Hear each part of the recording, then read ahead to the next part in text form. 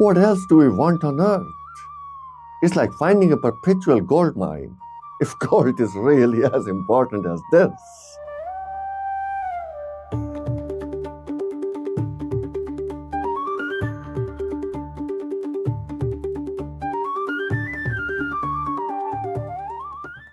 My name is Ladi Ojas. Welcome to Skeletal Leap, a living adventure. Skeletal Leap transforms one's life into a personal heaven. Today's episode will tell you about emptying the mind via breathing energy and breathing insight with every single breath for kundalini awakening. Breathing becomes the perception of energy with every single exhalation as chakras are opened, removing all obstacles in its way. The way from the coccyx at the pelvis to the crown at the top of the head gets fully cleared. How breathing activates kundalini.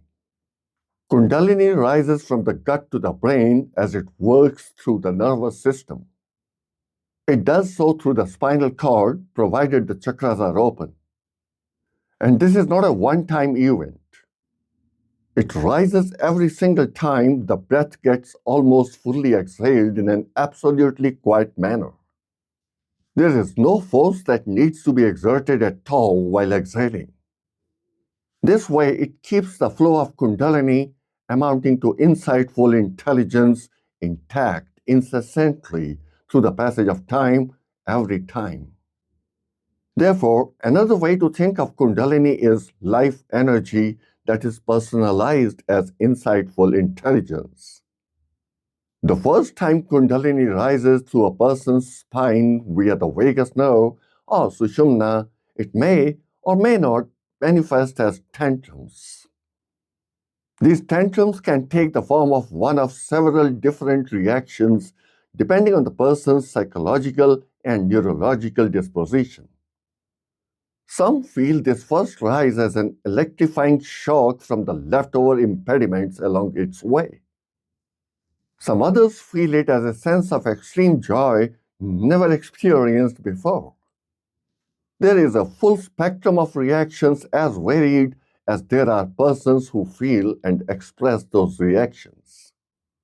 Once the initial honeymoon or nightmare is over, it settles down as a conscious, creative potential in the coccyx again. One cannot take it for granted that this process will occur automatically over and over again, thereby falling back in their mechanical ways of life from before. Getting this life energy of insightful intelligence transferred to the brain with every single breath still lies firmly within the conscious domain of awareness.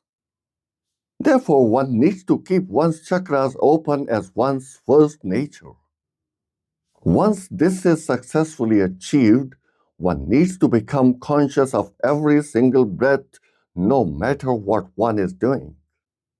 You might now wonder, won't focusing on every single breath divide our attention whenever we need to focus on something else of importance? Not at all. The focus is not on the breath, but instead on the joy of one's involvement into the action. This will ensure that our attention is focused on that very moment.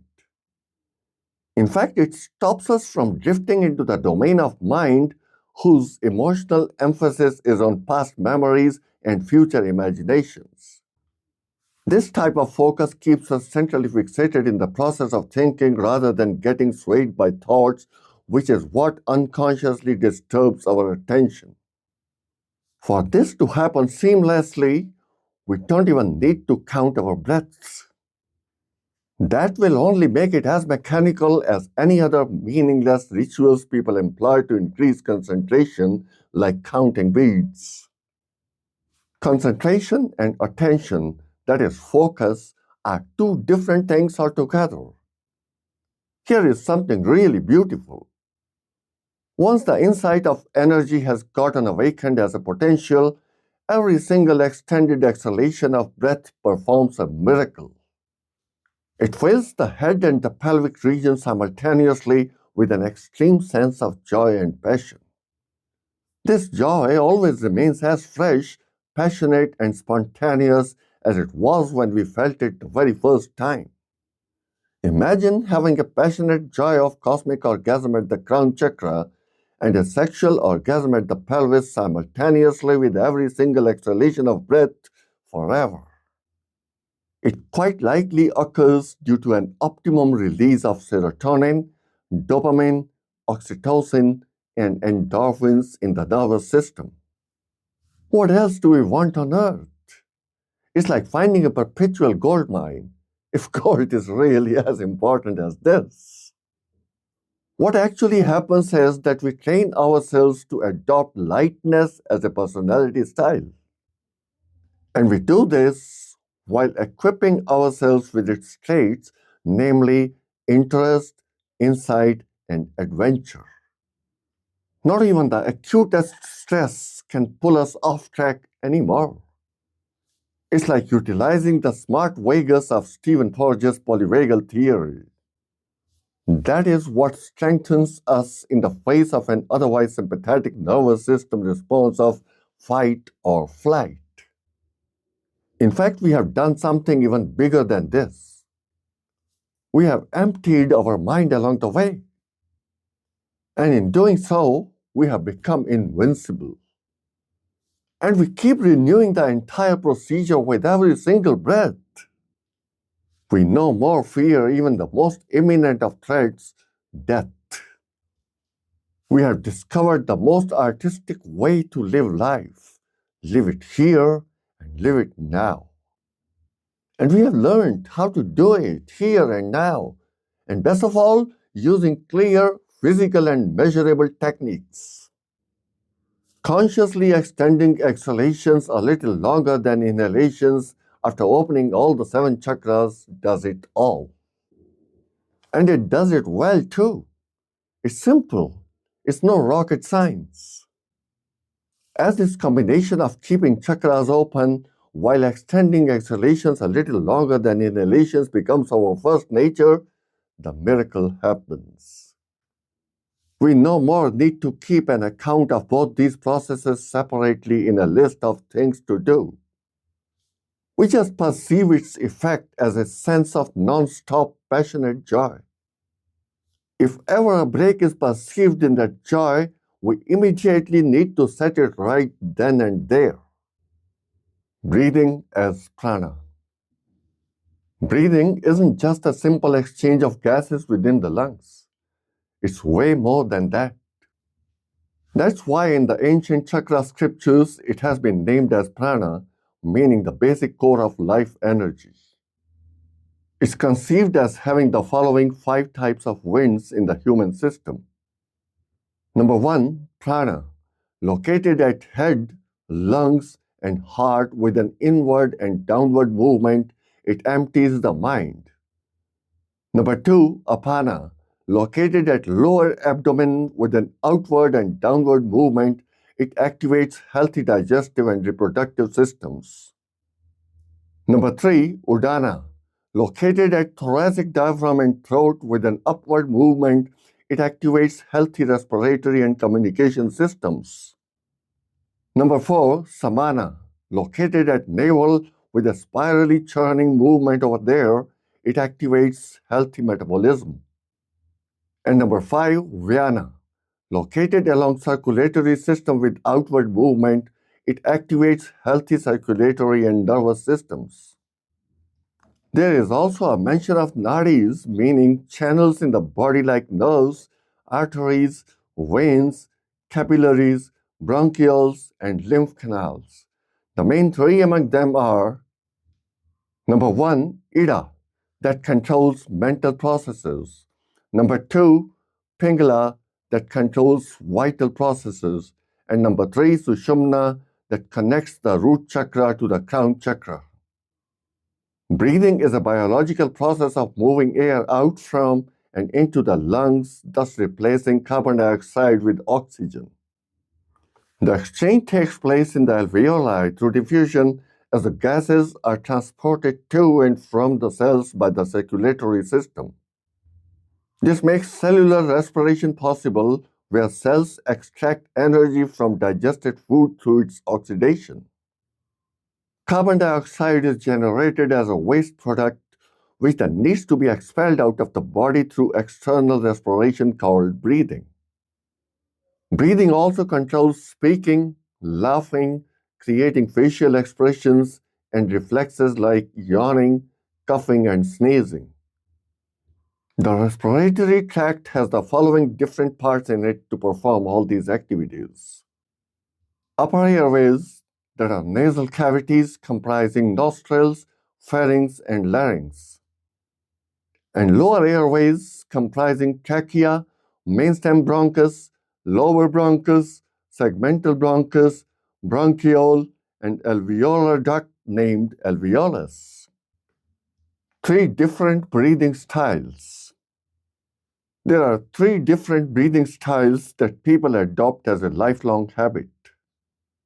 Number one, diaphragmatic breathing or deep breathing is done by contracting thoracic diaphragm for inhaling air inside the lungs. It's a muscle located between the thoracic and abdominal cavities. It comprises slow and deep inhalation through the nose, followed by slow and complete exhalation. Diaphragmatic breathing improves the blood flow while reducing pulse rate and blood pressure. It also relaxes the vagal nerve and optimizes the sympathetic mode of the nervous system, which is the source of a fight or flight response. It's also one of the best cures for belly fat in particular and weight loss in general. Number two, shallow breathing. Also called thoracic breathing or chest breathing, it uses intercostal muscles drawing much less air into the lungs. And number three, clavicular breathing that raises the shoulders and the collarbones while simultaneously contracting the abdomen for inhalation. Its process is a very tiring one and cannot be held for long durations of maximum air intake.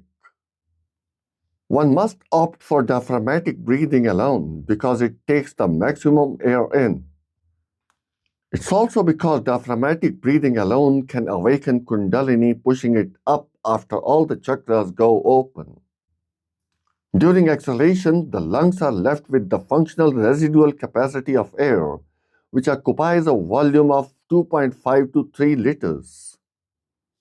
An extended exhalation can reduce it further to 1 liter, not more than that. In other words, one may extend their exhalation such that the leftover air in the lungs is anywhere between this range of 1 to 2.5 or 3 liters. How diaphragmatic breathing empties the mind? How can breathing empty the mind? Emptying the mind means getting rid of all its beliefs, habits, fears, and desires. If we try to do this through conscious mental effort using our willpower, we fail miserably. This is because we are trying to kill the mind by the mind itself. Why would the mind ever commit suicide? It's happy being in control not only of our psychology but also our biology. It does so by turning our perceptions and urges mechanical. It's only possible to empty the mind using itself when it's posed with an impending emergency that it has no solution for. It stops working in such an impending scenario.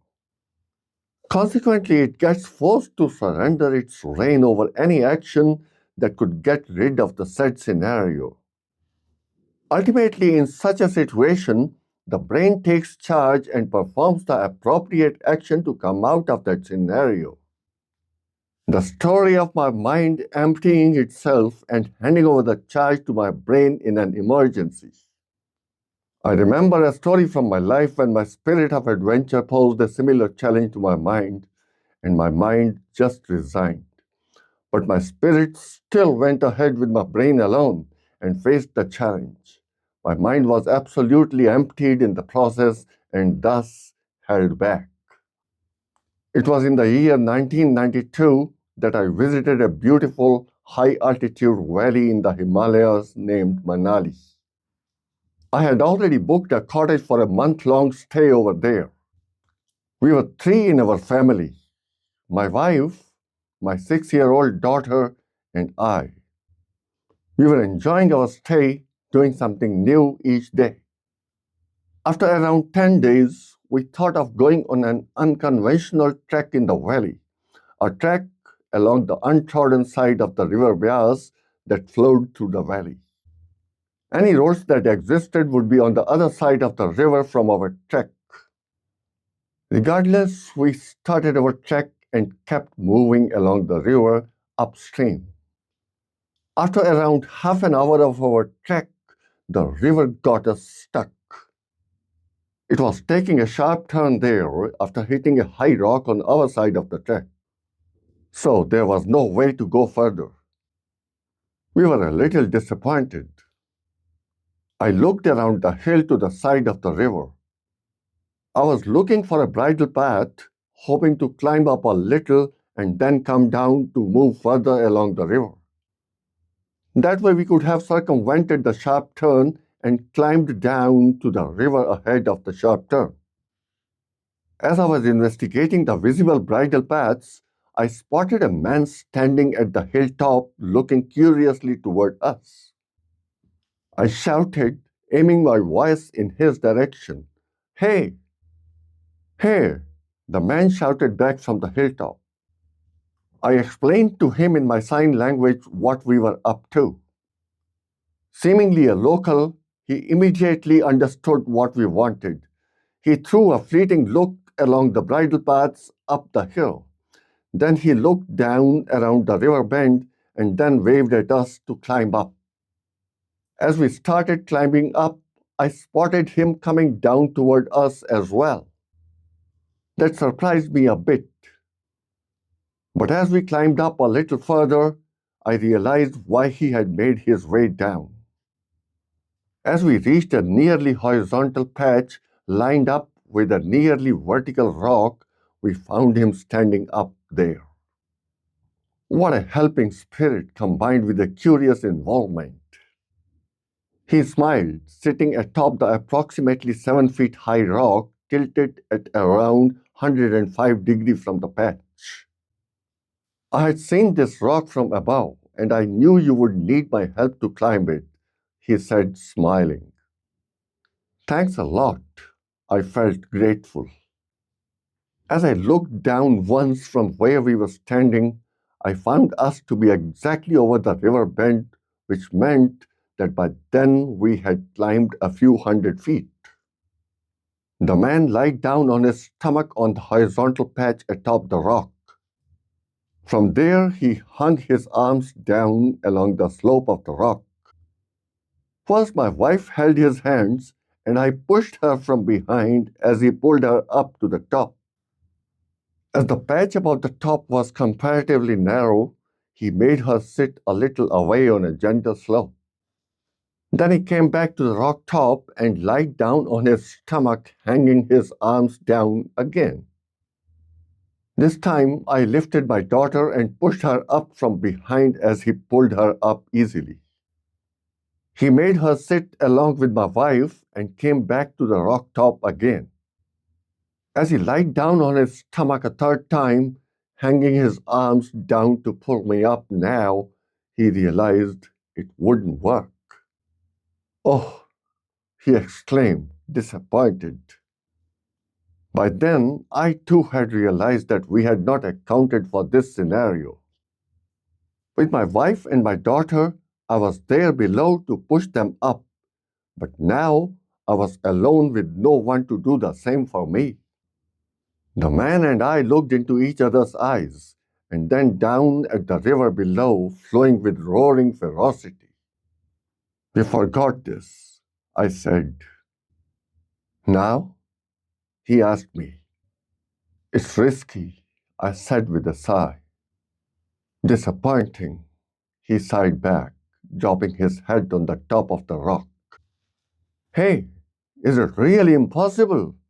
I looked at the height and the slope of the rock. "Not exactly, but yes, almost," he opined. "Why don't we do it? I can push myself up with all my might." My adventure bug bit me further. I don't bother about myself, but you have a family along. If you aren't able to make it the very first time, we both will be down there in the river. We will be flown away by its gushing waters, not to be found even as dead bodies ever. A drowning man catches at a straw, so you'll end up pulling me down as well. He explained what all it could entail. Oh, then send them back and we will go down the way we came up from. I felt concerned about a stranger's life not to be jeopardized. But I won't feel good, he exclaimed as he looked into my eyes intently. I kept looking back into his. Okay, let's do it. Just take care to sink your push with my pull exactly at the same moment. He finally gave his verdict. Think twice before you say yes, I said. You too, came his reply. Ready? I asked. Ready? He asked. We both started counting aloud. 1, 2, 3. As we counted 3, I found myself lying along him up on the patch at the top of the rock. 2 sighs of relief from the two of us, and we smiled calmly, looking at each other's faces. I did it. In fact, my body did it. I didn't know how I had done it. It was exactly like what that middle-aged mechanic in my story in episode 19 had done.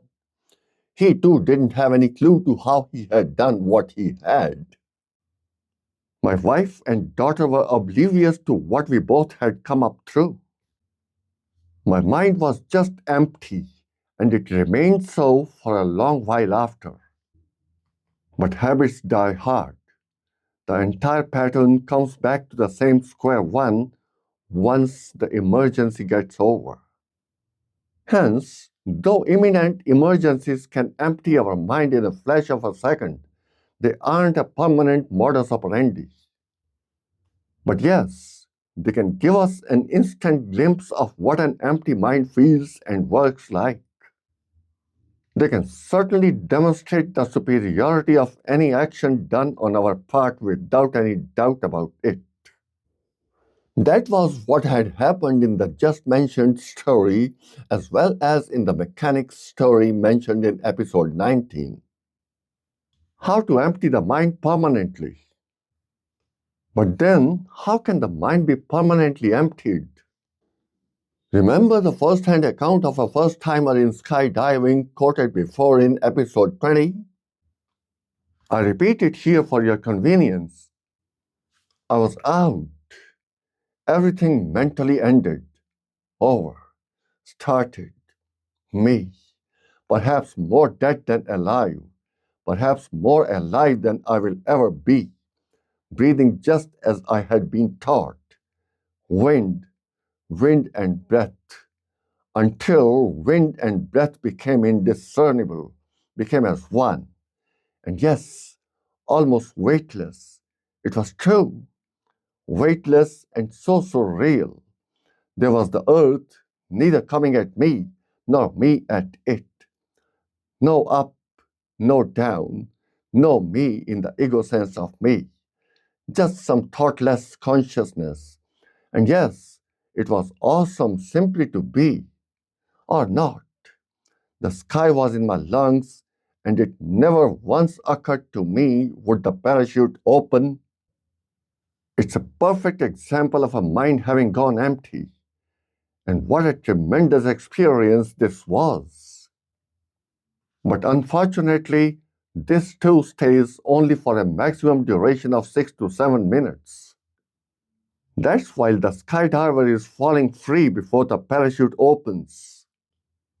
We could extend this time with the help of a virtual reality simulator without even having a real skydiving session. But for how long? We could even consider improving the quality of virtual freefall simulator as compared to a real skydiving session. That could even entail removing the decelerating effect of air with a better control on experiencing acceleration due to gravity. We could hypothesize that such a perfect simulation for a certain minimum time might empty the mind permanently as well. In fact, I'm already working on a project that proposes to testify this hypothesis under strict laboratory conditions. But we cannot wait for this hypothesis to get proved correct. We do have a surer method, though a little slower than the proposed hypothesis, at least for the time being. And that is what I have already mentioned in this episode. We can easily keep emptying our mind continuously with every single extended exhalation when all our chakras are open. From a vitalistic angle, it amounts to sending periodical surges of kundalini from an open root chakra to an open crown chakra. From a materialistic angle, it amounts to sending periodical surges of neural communication from the gut to the brain. Whatever it might be, but it does fill the crown of the head with inexplicable joy through every single extended exhalation. Along with joy, it also embellishes the brain with newer energy and newer insights. And every surge of this inexplicable joy keeps the mind emptied for its duration, in fact, a little longer. Before it starts waning, the next surge appears with the next extended exhalation, reinforcing the mind's emptiness again. Thanks for listening to this episode of Skeletal Leap, a living adventure. In the next episode, I will tell you about skeletal meditation, emptying the mind and then keeping it empty for kundalini awakening. Be a part of Skeletal Leap community. Subscribe to Skeletal Leap newsletter. Click on the link in the description to subscribe.